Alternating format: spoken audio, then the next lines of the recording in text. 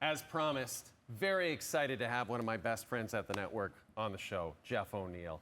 And it's time to first address this handshake situation that has pretty much been taking up all the oxygen around TSN and TSN radio the last couple of weeks.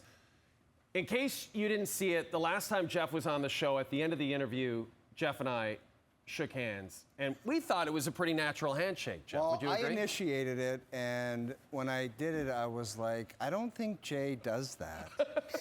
And I don't think he likes that, and I don't want to ever do that again. But after looking at some of the picks that came out of it, I think it's kind of our thing now, and maybe some other guests could get involved. I don't know if they're into it. I don't know. I totally agree, but the issue, though, is now we looked so natural doing it that you say people are now coming up to you on the street and asking to shake your hand. Yeah, my advice for them would be, this is for me and you working.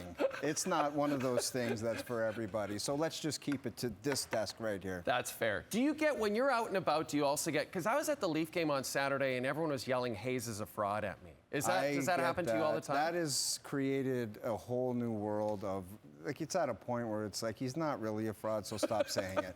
That was our buddy Luke Wilson who started that one.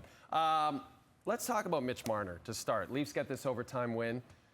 Is it as simple as you go to the Four Nations face-off, you're playing with all this elite talent, you come back with a ton of confidence, and suddenly you're a different Mitch Marner? You know what? They needed him and Matthews, or one of their best players, to make a play at the end of this hockey game to end it for them. It was incredible that the Leafs got a point out of this, 2 points out of it, because at 3-0, it was looking like, oh, they're in the Garden. It's the Bruins again, regardless of the personnel on the team.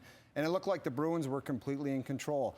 You got to give them a ton of credit for coming back in this hockey game. They clawed their way back, and they got some key goals. Even at the end of the game, their best players go off the ice because they've been on so long. And then Holmberg gets the tying goal. And then Marner does the incredible plays in overtime. He had the kick pass to Tavares, which was so cool to watch.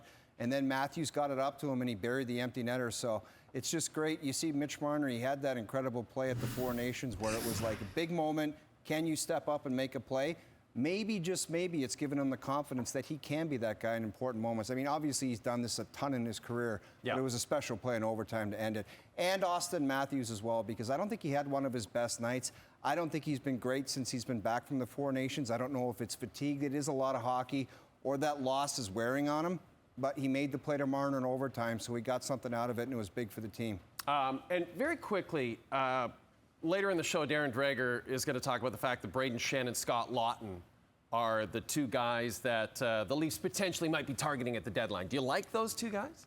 I like them because they're going to add some depth at the position. You see, I mean, if you're going to play for 2 months and do what the Leafs want to do at the end of the day, you're going to need that depth at center ice. So if you can have a hard-nosed guy that can be, not relied on for the offense, because they've got guys there to do that, but contribute to the offense and then be counted on in key situations, whether that be killing penalties, big face-offs, whether it be in the offensive or defensive zone, and just a high-character player to add to the lineup. Absolutely. It would be huge for the Maple Leafs. Yeah, I couldn't agree more.